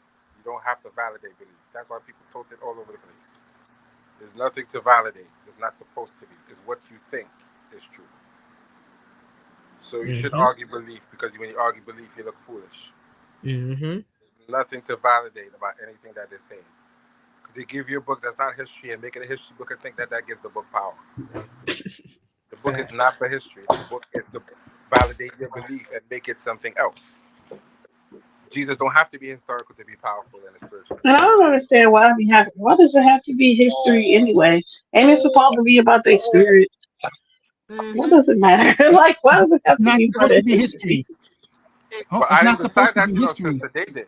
I didn't decide it. They made it historical, not me. Right. They made it. Not every Christian believes that, Here's though. the thing. Not every Christian Right. uses that as a history book.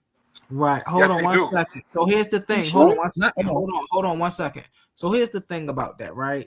Sister Honey made a great point. Why does it have to be a history book, right? We got philosophy books out here. We got spiritual books out here. We got religious text out here, right? Why can't we fit the Bible into one of those books? Why do it have to coincide with, the things that happened in between these pages were real things? Because they had a fight about it, and the ones who wanted to be literal wanted to fight. That's it. That's it. Yeah, but it's not all literal.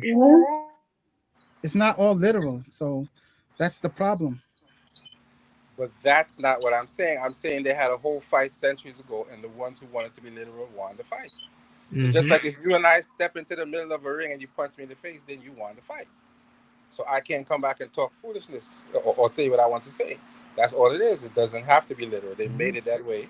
That's why they got those are the people who want to fight. Right, but that's also why they have sects of Christianity too, right? Because some sects of Christianity believe the whole Bible is literal. Some sects don't. Some sects believe it's all metaphorical. So it depends on what sect of Christianity you're representing, right? Just how we talk about the Hebrews, right?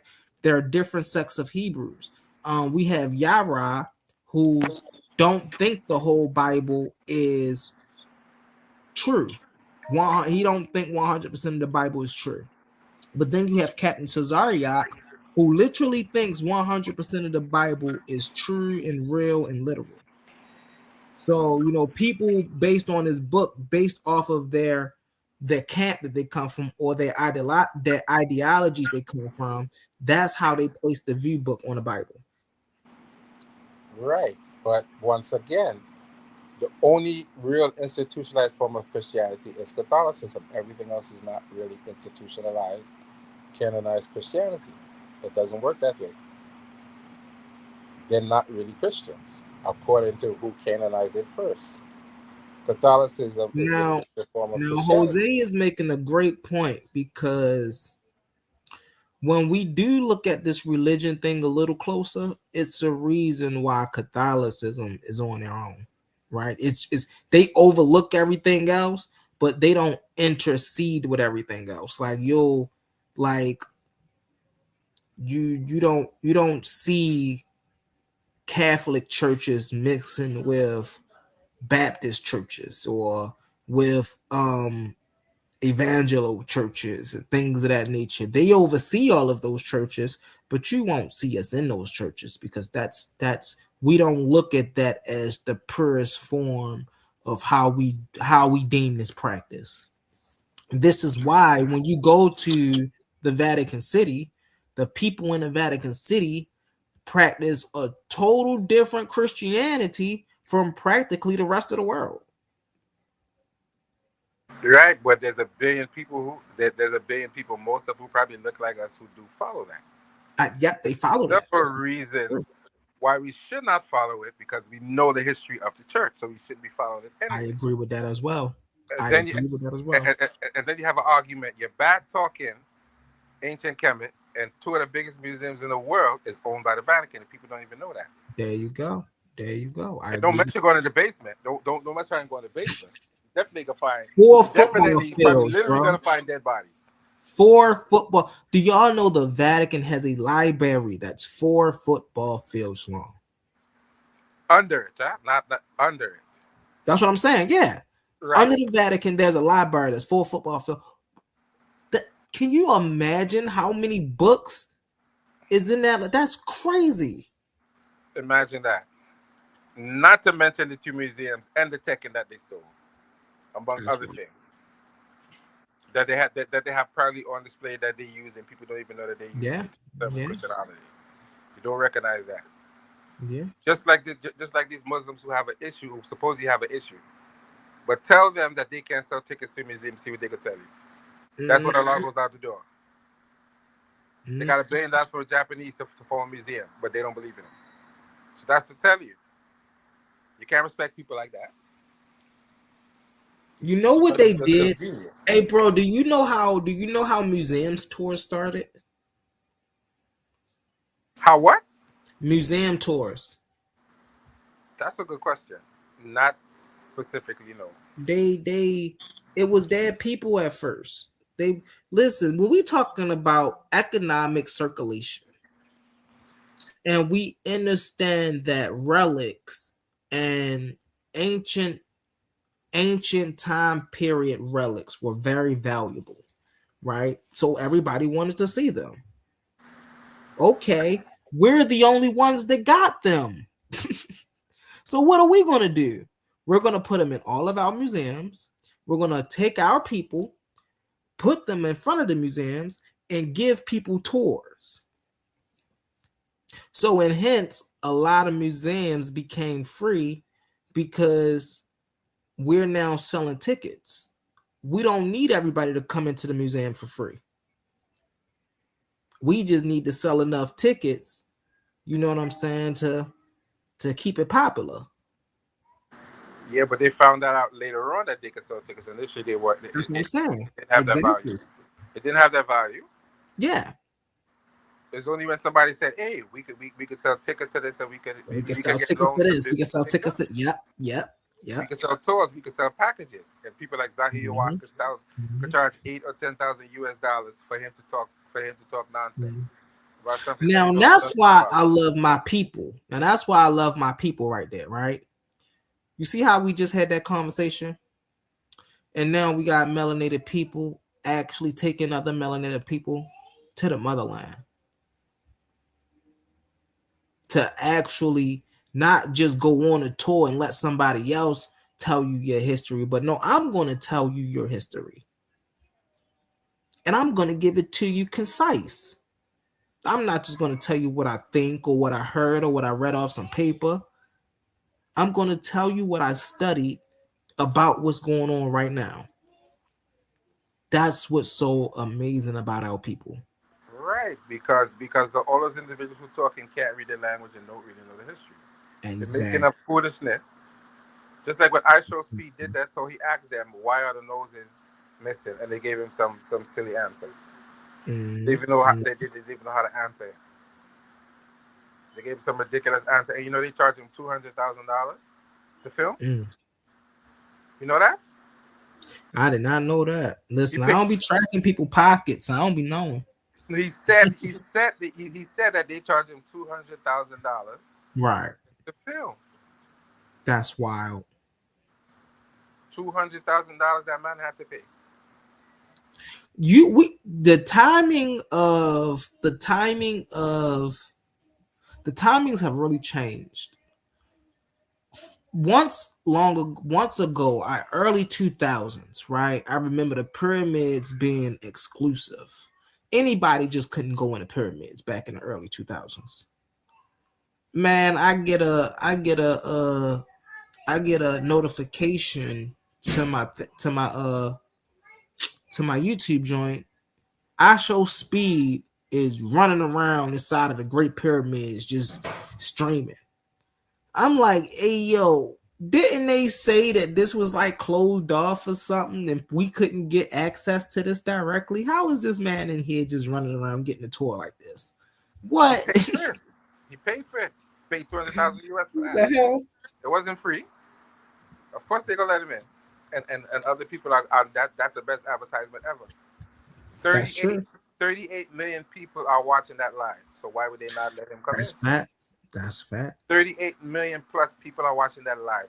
Nobody on the planet Earth besides him is getting those kind of live. Now, That's live. Here's the reality of the situation with that, Jose. Here's the reality of the situation, right? We got brothers like myself, my brother Pitbull, Captain Tazariak, Ashe, Jabario Zaze. You got brothers like us, right, who literally talk about this information.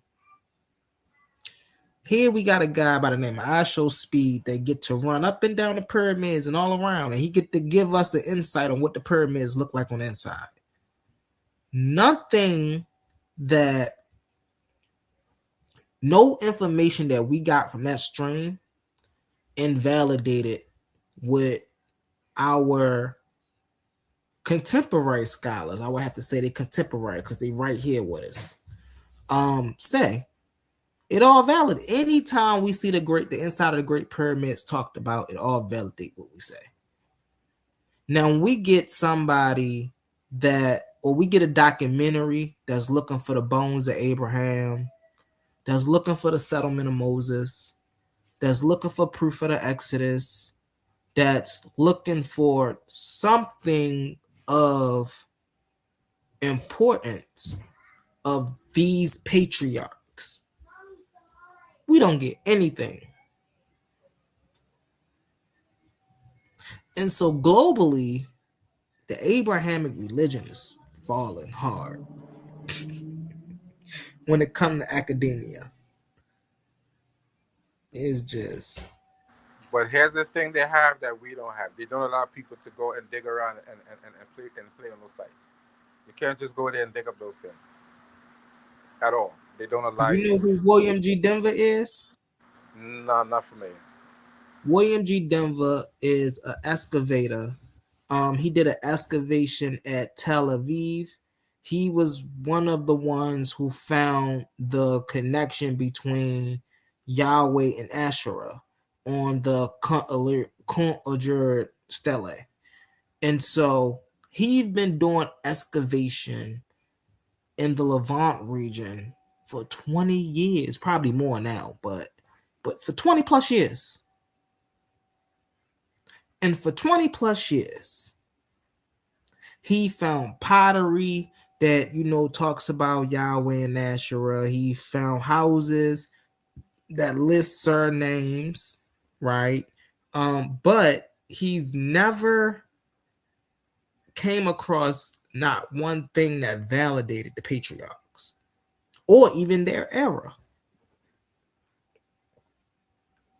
Right, because we know that Yahweh was a pagan deity that was folded into a particular faith. That's just right. Now that's just on the physical side, right? That's just on the archaeological side. But when we actually go into the book, there's nothing in the book that suggests that Abraham could have lived in the time period that the church fathers put him in, because the things surrounding Abraham don't match. I'll give an example.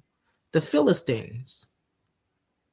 There were no Philistines during the time of Abraham, Isaac, and Jacob.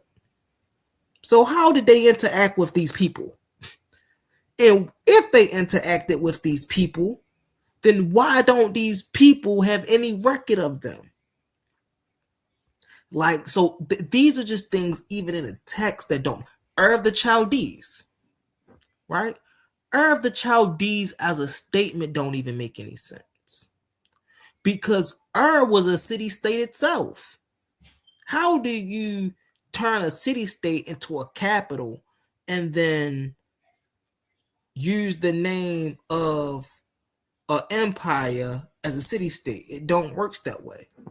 So in the Bible, Abraham would have been from Ur of Sumer, not Ur of the Chaldees, because there were no Chaldeans during that time. Yeah, it's an anachronism.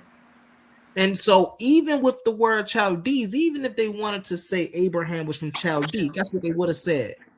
They would have said Abraham was from Chaldee or Chaldee of Babylon. So now how do we get this Ur of Chaldea here? Somebody put it in later, clearly. Somebody put it there. So we don't know where Abraham is from. But you know why we don't know? Because the Dead Sea Scrolls, the oldest written form of what we now have is the Bible, don't even mention a Ur of the Chaldees for Abraham. It don't even mention a birthplace for Abraham. So we don't know where Abraham was birthed at. But you need to ask them the question, why are you always bad talking Kemet and everything that you have of validation comes from ancient Kemet? Every record that you have comes and is connected to ancient Kemet.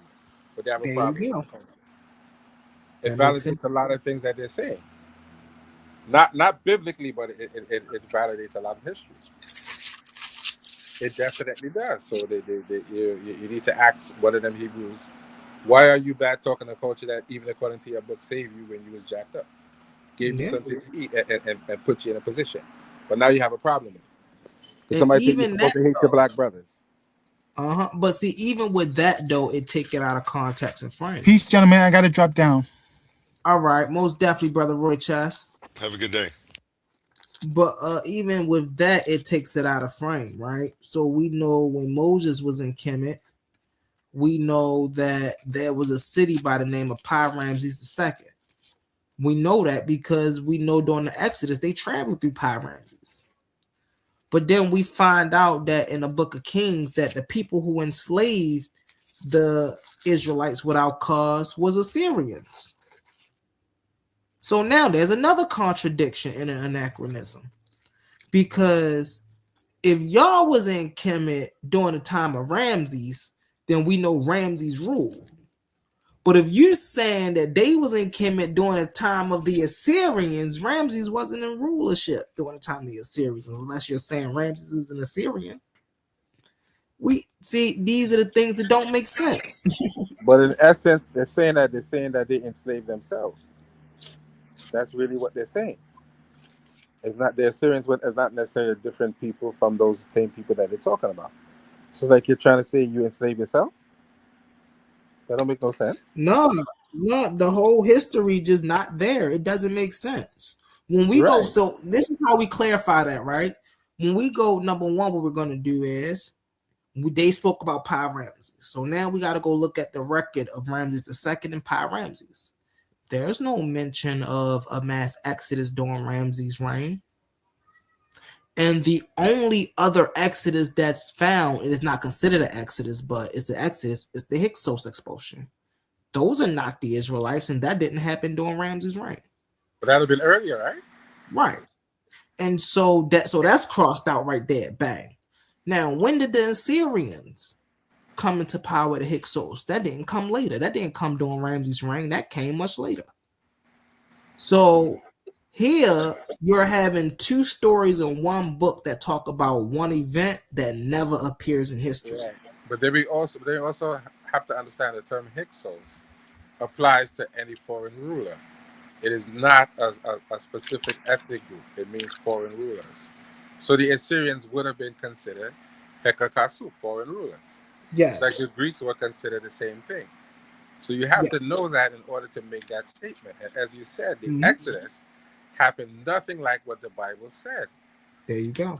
They got beat up and they got ran into Canaan, which is like saying you left the man's house and went into his backyard. They didn't really go nowhere. They didn't go nowhere, right? They That's didn't another go point. nowhere. There you go, Jose. Look at Jose. That's like saying you were a formerly enslaved African. You're on a 50-acre plantation. You ran outside. You ran for 3 days, and you think you went somewhere and you ain't going nowhere. Facts. You leave the man's property, but you don't know that, so you think you're free. When you come outside now, you're still on the man's property. and this is what you didn't go nowhere. You got beat up and they ran you into places they could control you. They ran you into places they could control you as opposed to being everywhere. They corralled you in one place to say, "This, we're gonna control you now, and if you mess up, we know where to go. Come and look for you." But you have to ask people the question: why do they pick the worst type of people ever in the history to associate themselves with? Because the Quebec people didn't look upon these people as good people. They said that these were ungrateful wretches who came into the country and took over.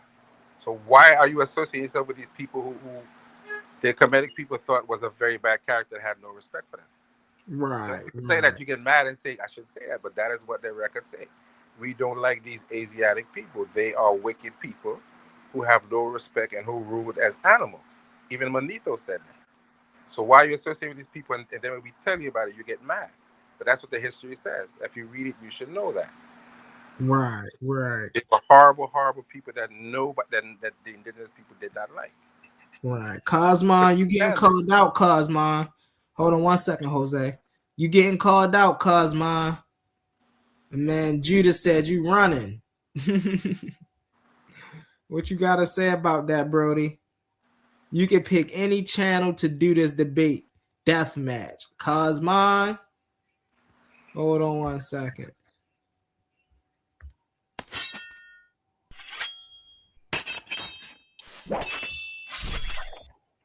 Hey. Shots is being fired in the comments, Cosmon. I don't know if you're going to respond or not. I would love to see that debate, though. That would be an interesting debate. Him said, this is crazy.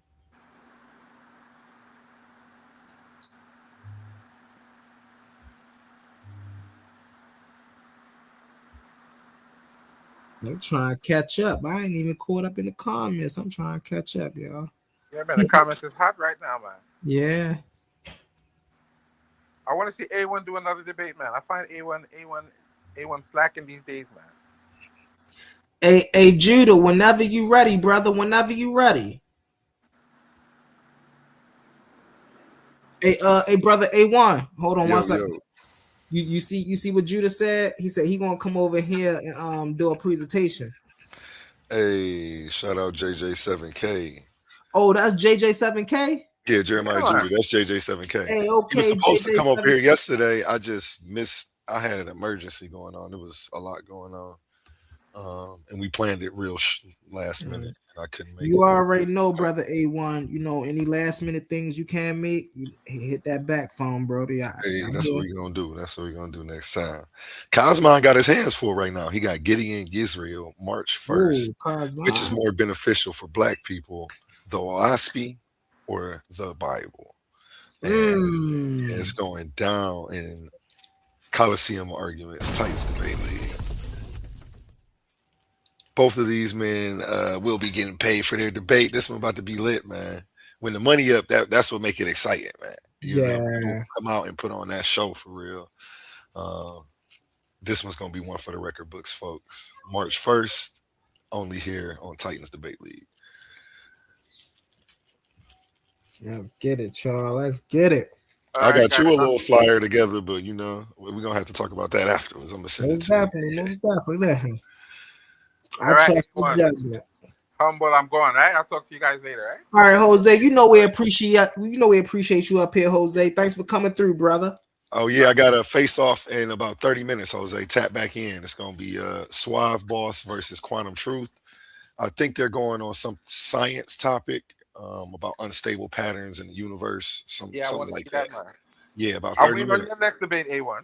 You're taking too long, man. You're getting old, man. You're backing off the eyeballs, man. You can't do that. You gotta get them FBAs out here, man. You gotta bring some FBAs over here and start to beat up on some FBAs, man. I got you. I already got some on the way. Did you see my debate against Suave Boss? I fell asleep, boy. I'm getting old. I fell asleep on the debate. Yeah, it's probably halfway through. Go back and watch it. Let me know. All right, man. Later. All right. Have a good day. And so, brother A1, do you want to, for the face-off joint, you want to close down and reopen up another show, or they want to come over here and then we just want to do it that way? Yeah, I'm gonna close it down and reopen another one. I got 2 face-offs back to back. All right. Trying to And get you these said over one with. is at 6 o'clock, right? One is at 6. That's in 30 minutes. So what I'm gonna do is I'm gonna go ahead right now. I appreciate y'all. I'm gonna close this down right now. I'm gonna give you 30 minutes to set up, get everything right for what you're doing. Big and then bet. I'll see you back here at 6 o'clock. See you in a little bit. Appreciate All right, you. thank y'all. Y'all know always, brother Humble. Appreciate y'all for coming through, coming down. I see y'all in the comments, supporting. Keep doing your thing. Without y'all, there would be no us. Let's keep growing. Let's go. Let's grow. I appreciate. And before you end, I want to end with the song. Well, close out. I wanted to end with the song by Connie Son. That's all. All right, go ahead. Okay, and remember my motto: treat your smile like your money. Never let them steal it. We're going to end with the song by Connie Son called Family All Around Me. I usually listen to him on Spotify. You can go check him out on any platform. Head over to his Facebook. What's that? Hey brother A1, what you think about the background? It's intimidating. It's intimidating, man. I'm feeling it. It's a new sheriff in town around Titans Debate League. Hey, you holding it down, man. I didn't really have to give you too much instruction. You were saying that you were new to this. You fell right into the role, stepped up, moderating great, not biased. You were making sure everybody got a chance to speak, which is important to me. So I definitely appreciate you, man. You've been a big asset to what we're doing around here. Where's the round of applause? Yeah, my computer tweaking. But yeah, I appreciate you. There we go. And big things to come, trust me. Most definitely. I'll catch up with y'all at 6 o'clock. Don't forget to come on through, y'all. Family all around me.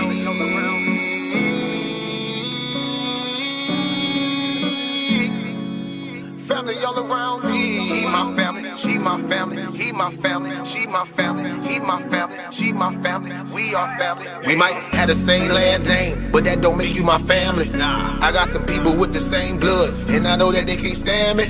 I got some people I call that ain't kin that's gonna pull up and handle it. They take care of that business like family. We come from them trenches like family. They talking, you listen, that's family. They don't tell your business, that's family. They calling your phone, coming looking for you. They say that you missing, that's family. They don't need permission, that's family. When you hurt, they can feel it, that's family. Let them come while you're cheering, that's family. Let them come when you living, that's family. Family all around me.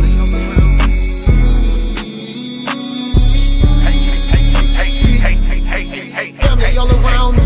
He my family, she my family. He my family, she my family. He my family, she my family. We are family all around me.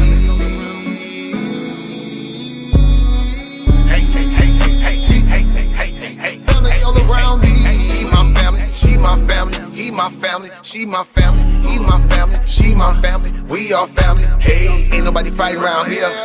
Ain't nobody shooting around here. Everybody that's around here, family. All love, no hate, be clear. No shade, all love, be real. You love me, you should know how it feel. Tired of all these badass kids. Tired of paying all these bills. Family going through the same thing, so they know exactly how you feel. They supply a shoulder I can cry. I provide a place where they can heal. Leave my money out, they don't steal. Let them have it if it's for a bill. Soldier for me when they in the field. Only way I live. Family all around me.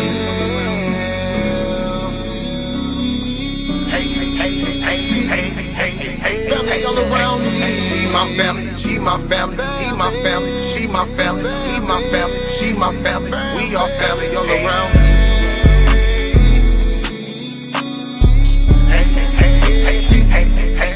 Family all around me. He my family, she my family. He my family, she my family. He my family, she my family. We are family. We might have the same last name, but that don't make you my family.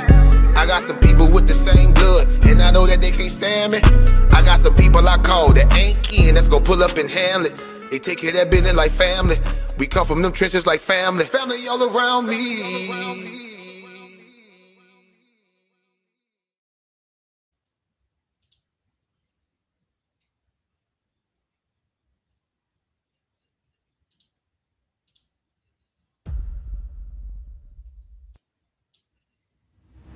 This This Saturday, the Coliseum opens. 2 intellectual warriors, 1 explosive question, no place to hide. Honey Clark and Ben Eaton, they're stepping into the arena to battle over a question that hits the heart of America. Do government welfare programs help the black community long term? Is it a lifeline or a leash? Does it build generational wealth or breed generational dependence? Honey Clark is coming armed with data, history, and fire in her voice, ready to argue that these programs are essential tools for equity and survival. Ben Eaton steps in with statistics, economic theory, and a counterpunch philosophy, arguing that long-term empowering demands a different strategy. This isn't surface level politics. This is policy. This is history. This is legacy. Coliseum of Arguments, Titans Debate League.